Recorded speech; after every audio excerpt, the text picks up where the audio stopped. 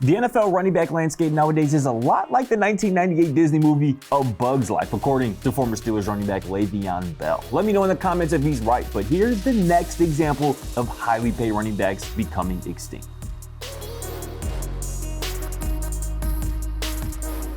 What's poppin', everybody? It's your boy Scott Proctor, and this right here, this is Proctor's Point of View. As always, we love hearing feedback from you all and receiving comments like this one right here. Stay tuned to a little bit later in this episode when I address this comment. But is the running back position on the verge of extinction?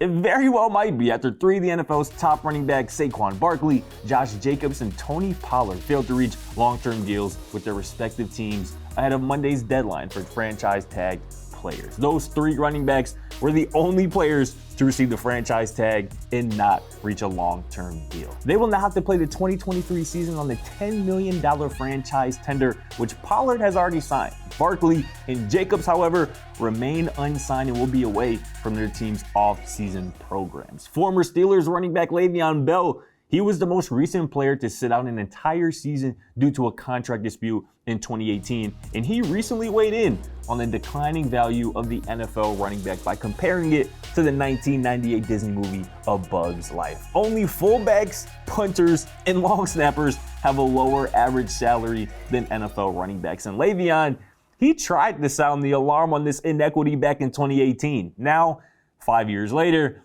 the problem has come to a head when the Giants' best offensive player in Saquon Barkley and the NFL's leading rusher last season in Josh Jacobs can't get compensated properly. The Jacksonville Jaguars, though, they could easily be the next case study on the declining value of NFL running backs. Jags running back Travis Etienne rushed for 1,100 yards and 5 touchdowns last season in his de facto rookie campaign after missing the entirety of his true rookie season with an injury. What was his reward?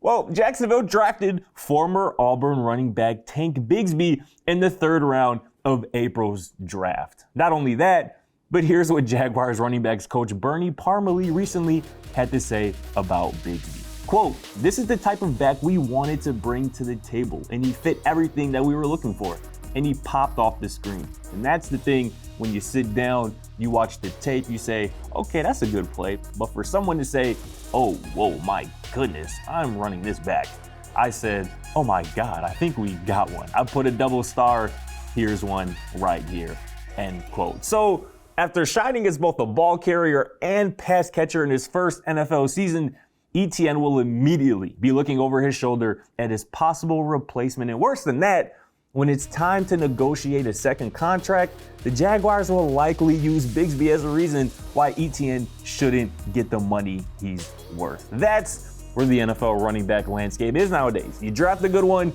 and you immediately begin looking for his younger, cheaper replacement. There will always be underrated and unheralded running backs waiting for this chance, and as long as that's the case, this trend will continue. The Kansas City Chiefs drafting Isaiah Pacheco in the 7th round of last year's draft and going on to win a Super Bowl with him somewhat leading the way in terms of the running game, that isn't going to help it either. All I know is that my son will play every position on the football field before he plays running back. But shout out to our guy right here for this comment, and I want to address this one. Hey, Devon A-Chain, watch out for that boy in South Beach this year, the rookie running back out of Texas A&M for the Miami Dolphins. If you don't know what I'm talking about, go check out our recent video on another rookie running back who could push some veterans out of a Florida backfield. But that's going to do it for this episode of Proctor's Point of View. I'll see you right back here tomorrow.